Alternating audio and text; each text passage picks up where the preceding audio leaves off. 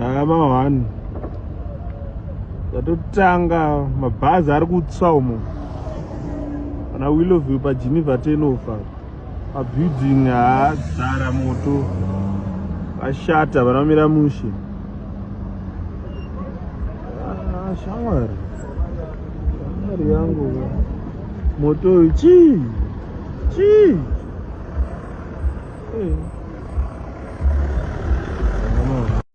Ndichikutambirai zvekare pano paHarare 263. Kana uchiri munyowani pathis YouTube channel, kusubscribe mahara wotina on the notification bell. Uyezve malikes enyu anotibatsira zvikuru kuti video rineiri ringe richifamba, ringe richionekwa neavo vanenge vasati vaona news dzakaita sedzandinenge ndauya nadzo pano pathis YouTube channel. Kusubscribe mahara wotina on the notification bell. Mazuva apfuuraya mbari musika kwakatsva. Mutown pane building rakatsva. Tichangobva pa flyover tichitanga kupinda mutown pane building rakatsva. Muna Simon Mazorodze ndio mune building rakatsva. Pane moto futi wakabvira kuna Willowvale niye Geneva 10 off ndiko kwakaitikira chitiko ichi. Mabhazi akabvira nemoto. Asi mbudiro kuita nyaya zvikwenzi mabhazi aya anga asina vanhu. Chingavi chii chiri kukonzeresa kuti zvinhu zvinge zvichingotsva? Wamushonga here? Isatanism here yapinda munyika yedu yeZimbabwe? Tinombonzwa macases ema-accident, but akubuda ndezvinhu zviri kutsva.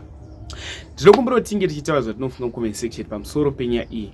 Pana profeta wakambobuda vachiprofita zvekutsva kwezvinhu, but vanhu havana kuzviteerera, havana kuzvisa mubrain dzavo. Video ro ndakariposta pano pa YouTube, ndakarigadzira ndakariposta pano pa Harare 263, but vanhu vaisabelieve kuti zvazviitike izvi dai vatotaurawo zvimwe zvinhu. Ndozvaitaura vamwe vanhu izvi. So macases akubuda ndeyekutsva kwezvinhu. Akomana vari slower.